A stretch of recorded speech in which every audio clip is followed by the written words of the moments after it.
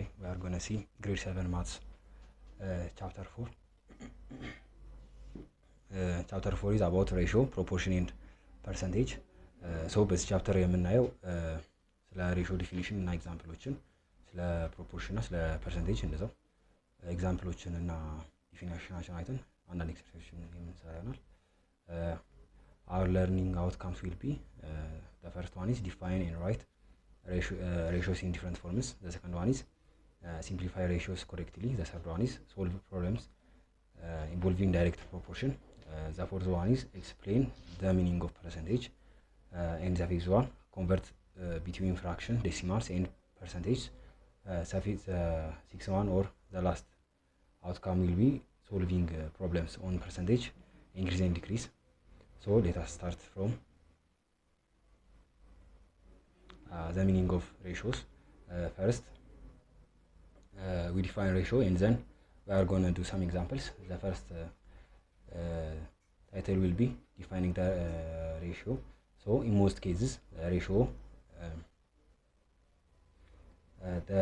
our definition will be the method of comparing two or more quantities of the same kind and in the same units by division is known as ratio.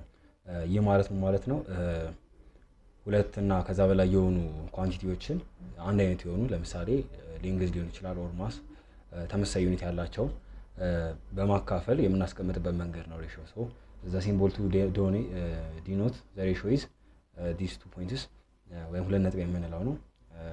The ratio of one quantity A to another quantity B is usually denoted by A ratio B, where A is called antecedent and B is called consequent.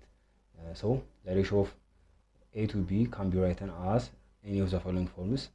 So the first form will be A ratio B, read as A ratio B. So the ያቺኛው ፖይንታችን ሁለቷ ፖይንት ሬሽዮ ትባላለች ማለት ነው. So A ratio B መጀመሪያው መንገድ እናስቀምጥበት ነው. The second one is A over B or the third one is A divided by B. So ከሶስቱ በአንዱ መጻፍ እንችላለን ማለት ነው. In most cases the ratio A ratio B is written in simplified form where A and B are natural numbers. So ይሄን በኋላ ላይ በመናየው መሰረት A ratio B የምናስቀምጣቸው ሲምፕሊፋይ በተደረገ ነው. ኮመን መልቲፕላቸውን ፈልገን ከዛ በኋላ አቃለን የምናስቀምጣለን. ያ ነው simplified form የምንለው ማለት ነው. The second one is to write the ratio of two quantities.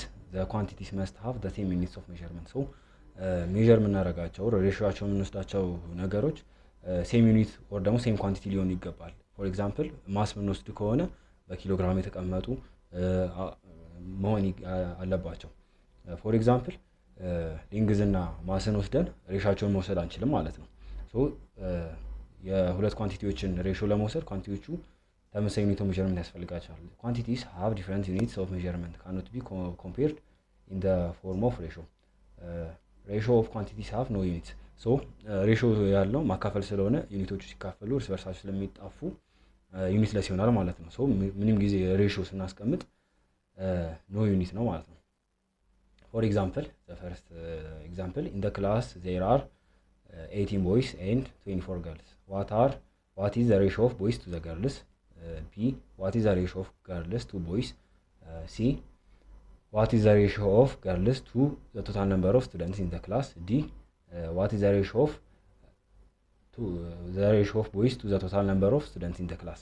So ይሄን ጥያቄ ለመስራት እንግዲህ ፈርስት የምናደርገው ተመሳሳይ ነገሮችን ነው ሬሽዮአቸው የምንወስደው ብለናል. ሶ ቦይስ ኤንድ ገርልስ እንዳጠቃላይ ስቱደንትስ ናቸው. ሶ ስቱደንቶችን ያነጻጸርን ያለ ነው ማለት ነው. በክላስ ውስጥ የሚገኙ ቦይስ ኤንድ ገርልስ ስቱደንትስን ያነጻጸርን ነው. the first one is what is the ratio of boys to the girls? so እነዚህ ስቱደንቶችን እርስ በርሳቸው ያነጻጸርን ነው. ሶ እዚህ ጋር ምን እንደምናደርገው እንደ A የተሰጠን 18 ቦይስ ተሰጥቶናል, እንደ B ደግሞ 24 ገርልስ ተሰጥቶናል. ሶ ፈርስት ቶታል ነምበር ኦፍ ስቱደንትስ እንፈልጋለን. ቶታል ነምበር ኦፍ ስቱደንትስ እንፈልግ አጠቃላይ 18 ሲደመር 4 አገን 42 ነምበር ኦፍ ስቱደንትስ ይኖረናል ማለት ነው በአንድ ክላስ ውስጥ. ሶ ratio of boys to the girls number of boys divided by number of girls ይሆናል ማለት ነው. ሶ 18 ሲካፈል ለ24 ነው. ስናስቀምጠው ሲምፕሊፋይድ በሆነ ፎርም ነው ማስቀመጥ ያለብን። ስለዚህ ኮመን መልቲፕላቸውን እንፈልጋለን። የሁለቱም ኮመን መልቲፕል ስንፈልግ 6 ነው ኮመን መልቲፕላቸው ግሬተስት ኮመን መልቲፕላቸው። ሶ ሲካፈል ለ6 ሲካፈል ለ6 ማድረግ እንችላለን። 6 ሲካፈል ለ18 ሲካፈል ለ6 3 ይሆናል። 24 ሲካፈል ለ6 ደግሞ 4 ይሆናል። ሶ 3 ሬሾ 2 4 ይሆናል ማለት። ስለዚህ በዛ ክላስ ውስጥ ለሶስት ወንዶች 4 ሴቶች ፕሮፖርሽናሊ ነው ማለት ነው። ሶ 3 ሬሾ 4 እናደርጋለን። the second question is ratio of girls to the boys. so now compare የምናደርገው የሴቶቹን ለወንዶቹ ቁጥር ነው ማለት ነው። የመጀመሪያ ላይ ወንዶቹ ለሴቶቹ ቁጥር ነበር። ሶ ሪስፕሮካሉ ወይም ሪቨርስ እንወስዳለን ማለት ነው። ስለዚህ 24 ሲካፈል 18 እናደርጋለን። በተመሳሳይ መንገድ 4 ሬሾ 3 ይመጣልናል ማለት ነው። the third one is ratio of girls to the total number of students. so እዚህ ጋር የምናነጻጽረው ratio of girls እንደ a እንወስድና ቶታል ነምበር ኦፍ ስቱደንትስን ደግሞ እንደ ቢ እንወስዳለን ማለት ነው። ሶ ሬሾ ነምበር ኦፍ ገርልስ ኢን ዘ ክላስ ኢዝ 24 ሶ ዲቫይድድ ባይ 42 ሶ እዚህ ጋር ኮመን መልቲፕላቸው 6 6 ነው 4 ሬሾ 7 ይመጣላል ማለት ነው።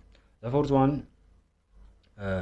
ዘ ፎርዝ ኩዌስችን ኢዝ ሬሾ ኦፍ ቦይስ ቱ ዘ ቶታል ነምበር ኦፍ ስቱደንትስ። ሶ ሂር እንደስካሁን እንዳየናቸው ኤግዛምፕሎች የቶታል ነምበር ኦፍ ቦይስን ለቶታል ነምበር ኦፍ ስቱደንትስ ሬሾአቸውን እንወስዳለን። ሶ ቶታል ነምበር ኦፍ ቦይስ ዲቫይድድ ባይ ቶታል ነምበር ኦፍ ስቱደንትስ ይሆናል which is 18 divided by 42 ሶ አጌን ኮመን መልቲፕላቸው 6 ነው። ሶ 18 ሲካፈል ለ42 3 ሲካፈል ለ7 which means 3 ሬሾ 7 ይመጣላል ማለት ነው። ሶ ራይቲንግ ሬሾ a ሬሾ b or a to b or a divided by b በዚህ መንገድ ማስቀመጥ እንችላለን ማለት ነው። the second example is write down the ratio of the first numbers to the second in the simplest form ይላል። ሶ simplest form ስንፈልግ እንዴት ነው greatest common multipleቸውን እንፈልጋለን። ሶ the first one is 4 to 8 ይለናል which is 4 ratio 8 እንደማለት ነው።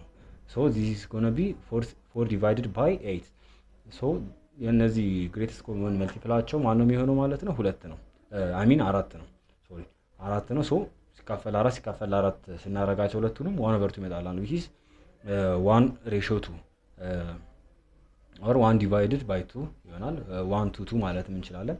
ሶ ከሶስት ፎርሙ ባንዱ ማስቀመጥ እንችላለን። የቀሩትም ኤግዛምፕሎች በዛ መንገድ ይሰራሉ። ፎር ኤግዛምፕል ዲም ብናየው 542 48 ነው የሚለን። ሶ ዳቴም ሜተድ ተጠቅመን 540 ሲካፈል 48 እናደርጋለን። ሶ እዚህ ጋር ኮመን መልቲፕላቸው ግሬቴስት ኮመን መልቲፕላቸው 6 ነው። እዚህ ጋር ያው ስለከፋፈለው ነው። መጀመሪያ በሁለት አካፈለው፣ በሁለት ስናካፍለው 270 ሲካፈል 4 ይሆንልናል። በ6 ብናካፍለው ግን ስቲል ተመሳሳይ ቫልዩ ነው የሚሰጠን። ሶ 45 ዲቫይድድ ባይ 4 which is 45 ሬሾ 4 ይሆናል ማለት ነው። ሶ የቀሩትም ቢ እና ሲም በዛ መንገድ ነው የሚሰሩት። the third one is አሁን ተከንደ የምናየው ቶፒካችን ሲምፕሊፋይንግ ሬሾስ ነው የሚሆነው። ሶ እንዳየነው ከዚህ ቀደም እንዳየነው ኤግዛምፕል በተመሳሳይ መንገድ ሲምፕሊፋይ እናደርጋለን ማለት ነው። ሶ ኤግዛምፕል 2 እንዳየነው ነው። ኤግዛምፕል 3 ላይ find the ratio of the following expressions in the simplest form of fraction ይለናል። ሶ የተሰጡን ፍራክሽኖች ናቸው። ሴም ሜተድ ነው ከናቹራል ነምበሮች ጋር የምንጠቀመው ሜተድ ዲቫይድ አድርገን የምናገኛቸውን ፖይንቶች ነው የምንጠቀመው። ሶ ሌታሲ ሶሉሽንስ ሶ ለምሳሌ 4a ratio of 3/b to 5/3 ነው የሚለን። ዲቫይድ ነው የምናደርጋቸው በተመሳሳይ መንገድ እስካሁን በናቹራል ነምበሮች እንዳየነው። ሶ ስናካፍለው ሪስፕሮካሉን ነው የምንወስደው 3/4 ይገለበጥና 3/5 ይሆናል። ሶ ካለ ያላን ስናባዛው 9 ይመጣልናል። የታችኛው 20 9 to 20 ይሆናል ማለት ነው። 9 ሬሾ 220 ማለት ነው። ሶ የሁለተኛው የሶስተኛው በዛ መንገድ ይሰራል። አራተኛውም እንደምናየው 7 divided by 9 to 0.7 ነው የሚለን። 0.7 ማለት እስካሁን ባየነው መሰረት 7/10 እንደማለት ነው። ሶ 7/9 ሲካፈል 7/10 እናደርጋለን።